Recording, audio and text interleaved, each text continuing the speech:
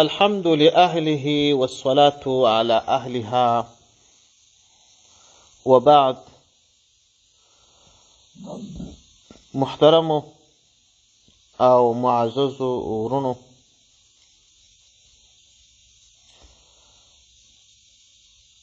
په تیر درس کې مو دا خبره وڅېړل چې د ایمان لپاره صفتونه شته، مؤمن مسلمان یې باید زده کړي. اول صفت یې دا و چې الله جل شانه یو منل، چې الله موجود دی، یو دی، یکتا ذات دی، نه په ذات او نه په صفاتو کې څوک شریک لري. بیا مو دا خبره وکړه چې په دې اول صفت کې یو څه غږیږو، خبرې ممکن یو څه ډېرې سي. د الله پر یووالي باندې هم نقلي دلایل شته او هم عقلي دلایل شته، هم د الله پر وجود عقلي دلایل شته او هم نقلي دلایل شته. په تیر درس کې مو د الله پر وجود، د الله پر یووالي باندې ځینې نقلي دلایل بیان کړل. په ننني درس کې به د الله جل شانه پر یووالي باندې عقلي دلایل د نمونې په شکل باندې پیش کو. دا یو ښکاره حقیقت دی چې الله جل شانه یو دی، بل شریک الله ته ممکن نه دی او نسته، او نه په نړۍ کې د بل خدای شتون ممکن دی. یوازې او یوازې همدغه یو الله جل جلاله دی.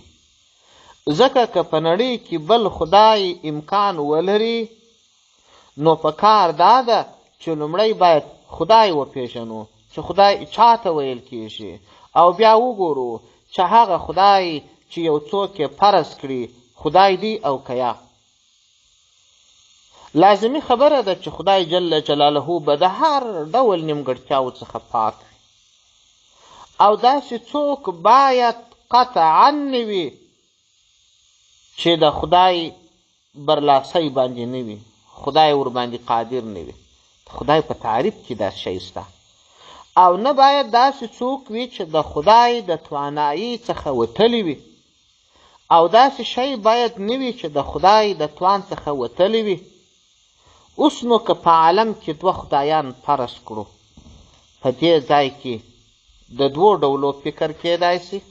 الف، یا به داسې وي چې لومړی خدای به پر دوهم خدای باندې توانایي لري، یا به داسې وي چې پر هغه بل خدای باندې به توانایي نه لري. که چیرې لومړی خدای پر دوهم خدای باندې توانایي لري، نو هغه دوهم خدای نه سو، ځکه خدای خو موږ داسې تعریف کړی و چې هیڅوک به پر ده باندې برلاسی نه وي.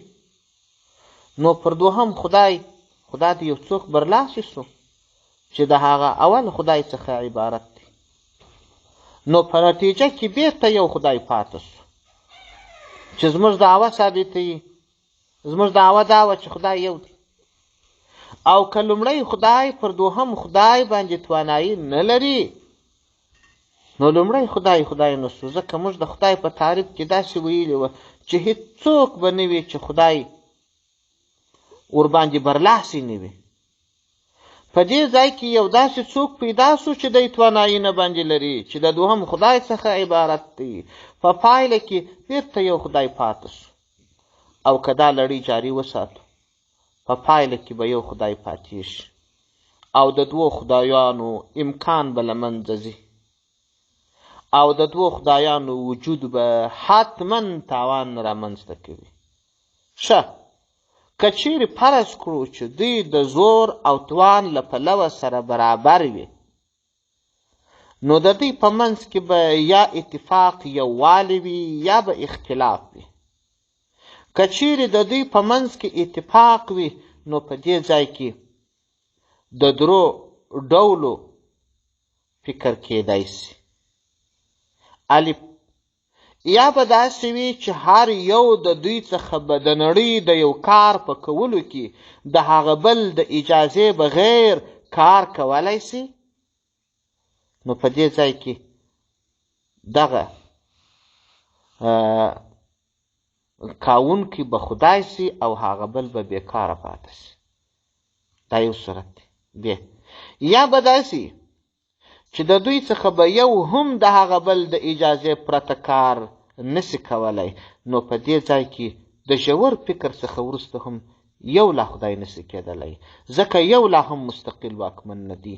او موږ په پیل کې ویلي وه چې خدای به مستقل واکمن وي، چې یا به داسې وي چې دوی به دغه کار د اتفاق یووالي له مخې کوي، نو په دې ځای کې هم د اختلاف شونتیا شته او د اختلاف امکان، د اختلاف شونتیا د خدای د شان سره وړ نه ده.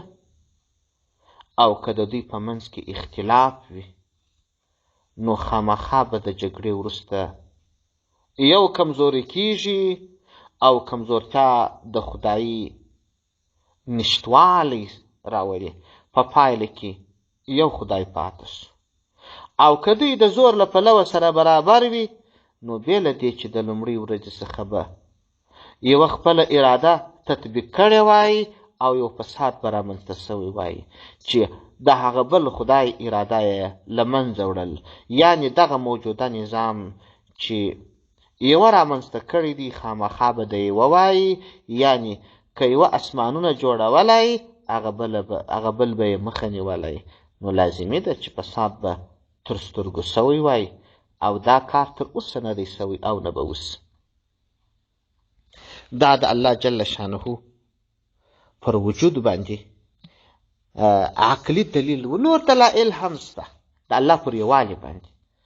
اوس راځو د الله جل شانه پر وجود باندې نقلي دلایل، هغه پر یووالي نقلي او عقلي دلایل و، اوس پر وجود باندې نقلي او عقلي دلایل وایو. اول نقلي دلایل وایو، لکه مخکې چې مو وویل چې د الله جل شانه لومړی صفت دا دی چې ته به باور لرې د الله پر یووالي او وجود باندې. د الله جل شانه وجود دا لازمي دی، حتما موجود دی، ځکه الله جل شانه په قرآن عظیم شان کې فرمایي: إن في خلق السماوات والأرض واختلاف الليل والنهار والفلك التي تجري في البحر بما ينفع الناس وما أنزل الله من السماء من ماء فأحيا به الأرض بعد موتها وبث فيها من كل دابة وتصريف الرياح والسحاب المسخر بين السماء والأرض لآيات لقوم يعقلون.